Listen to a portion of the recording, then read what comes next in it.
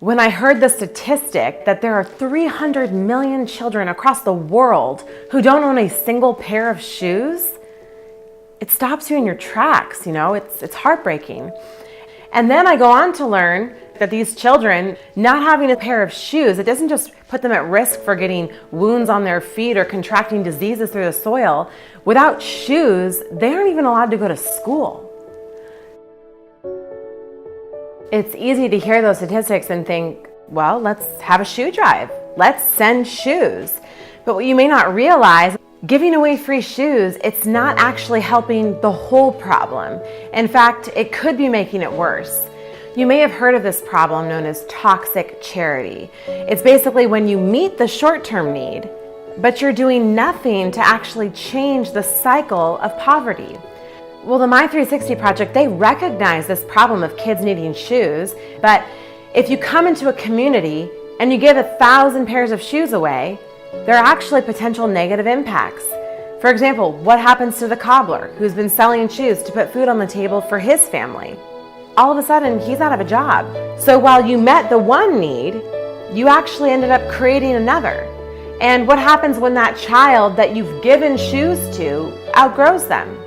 How are their parents going to find the means to buy the next pair of shoes without just waiting for the next handout?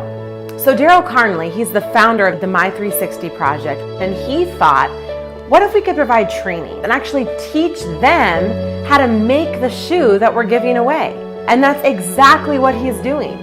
Daryl brought in former Nike innovator Mike Freeton, who used to design shoes for some of the most successful athletes in the world.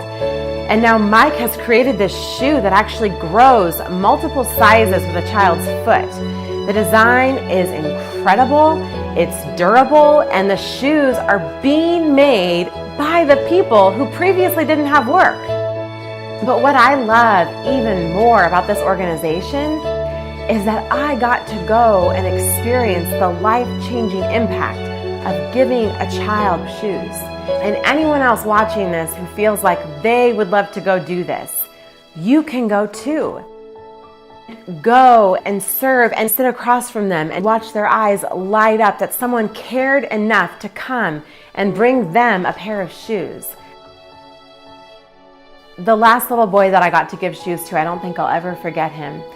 His name was Caleb. He was only 5 years old. He had this beautiful curly hair, and he was so scared. He was born with a clubbed foot, and his foot was actually so bent that he couldn't stand on it flat. So even if he had a pair of shoes, he wouldn't have been able to wear them anyway because they wouldn't fit his foot. But these shoes, these could work. The material is flexible, and they're being made by hand in his own town. So we got out a piece of paper and we traced his foot, and he's going to get to have a pair of shoes that are made specifically to fit his foot.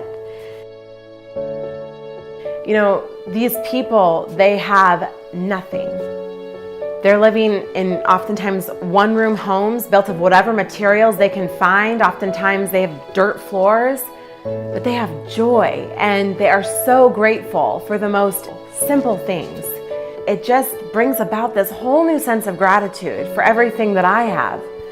I held a newborn baby whose mother was so grateful to be alive because the day she delivered her baby, they don't have the healthcare system we have here, and she was having some complications, and so was another expecting mother. So the doctor had to pick which woman he was going to help, and he picked her.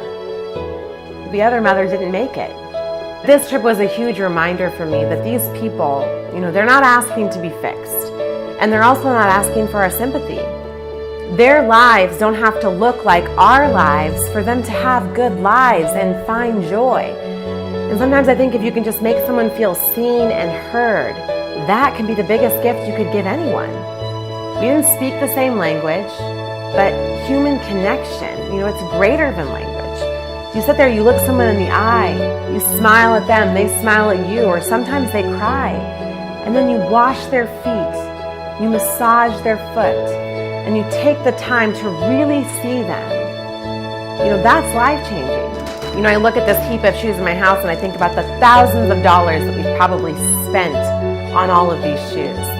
And then I look at this shoe and I think, How amazing it is that just for $35, you can sponsor a pair of shoes while also knowing that you're giving someone a job and a sustainable income so that when their child grows out of this shoe that we've given them, they're going to be able to purchase the next pair themselves.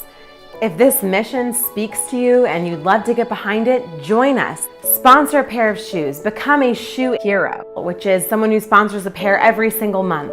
Or maybe you feel like you need to go on one of these trips.